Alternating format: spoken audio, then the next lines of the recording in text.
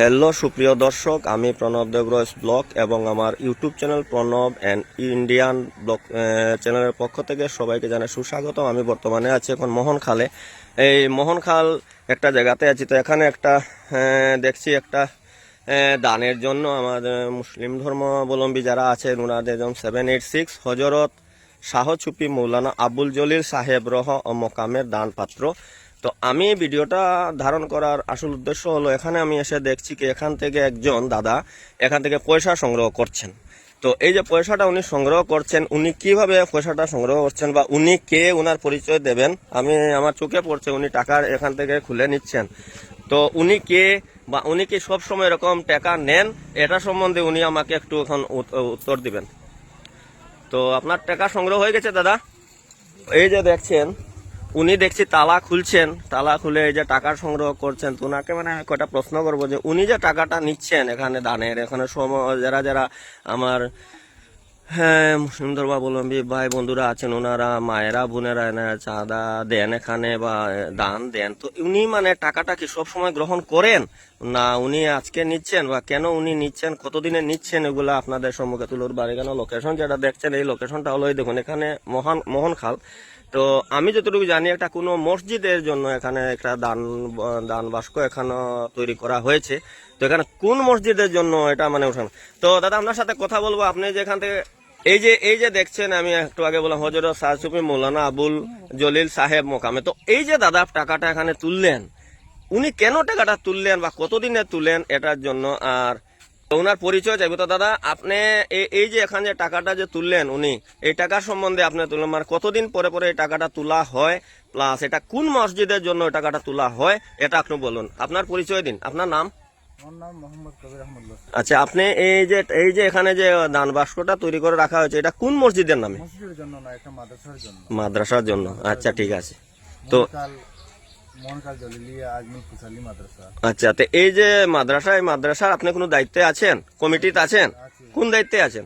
মানে একজন মেম্বার হিসাবে আপনি আছেন, ঠিক আছে। তো এই যে আমার ভাই যে আমি এখন দেখলাম, আমার নজরে পড়লো, এই জন্য আমি ভিডিওটা করছি আর কি। উনি যে টাকাটা কালেকশন করলেন, এই যে টাকাটা যে উনি কালেকশন করলেন, এই যে দেখছেন এই টাকাটা উনি করছেন, উনিও কি কমিটিতে আছেন নাকি?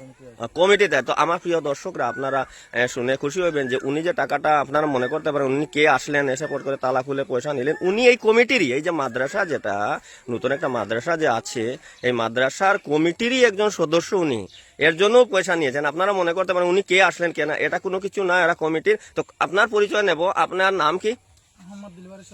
তো আপনি কতদিন পরে পরে এই টাকাটা কালেকশন করেন?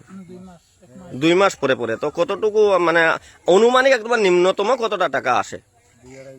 2,500 টাকা। তো আপনারা মানে প্রত্যেক মাসে মাসে তুলেন 2,000। তো এই পয়সাটা দিয়ে করেন কি, কতটুকু কাজ করেছেন? অনেক কাজ করেছি, জমি কিনা হয়েছে, মানে অনেক ঘরে কাজ করা হয়েছে। এই টাকা দিয়ে মেয়েদের বেতন দেওয়া হয়, অনেক কাজ করা হয়েছে এটা দিয়ে, এখনো পর্যন্ত কাজ চলতেছে।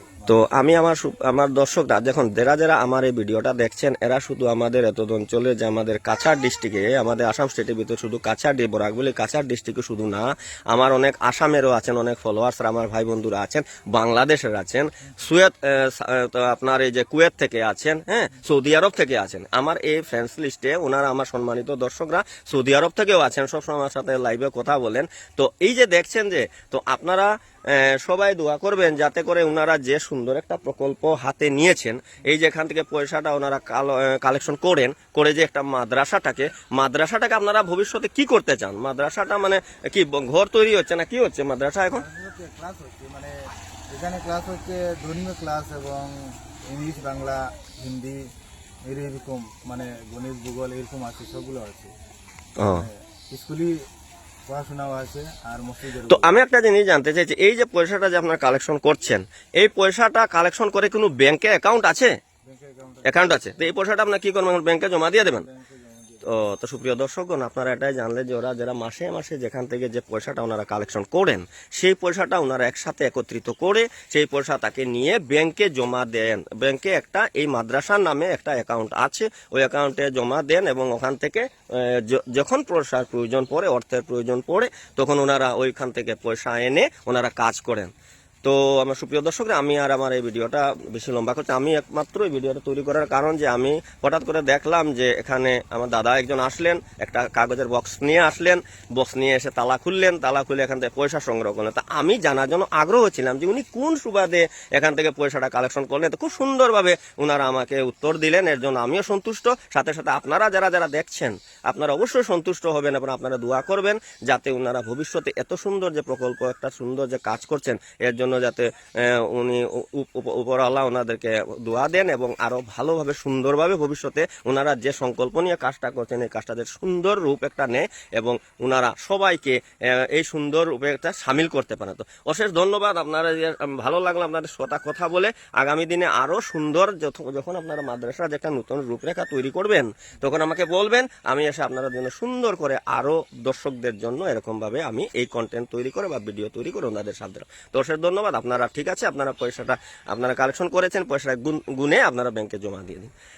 ঠিক আছে, আমি এখানে রাখছি দর্শক না, ঠিক আছে। তো আপনারা সবাই আমার এই ভিডিওটা যদি ভালো লেগে থাকে অবশ্যই আপনারা লাইকস কমেন্ট শেয়ার করে দেবেন এবং যারা যারা আমার কাছাড় থেকে দেখছেন বা আমার বরাকবলি থেকে দেখছেন, আমার কাছাড় হাইলাকান্দি করিমগঞ্জ আসাম সমগ্র ইন্ডিয়া থেকে দেখছেন বা যারা বাইরে থেকে দেখছেন, বাংলাদেশ বা অন্যান্য রাষ্ট্র থেকে দেখছেন, সৌদি আরব, সবাইকে আমি অশেষ ধন্যবাদ জানিয়ে আমি এখানে ভিডিওটা বিরতি দিচ্ছি। আপনারা সবাই সুস্থ থাকবেন, ভালো থাকবেন, নমস্কার।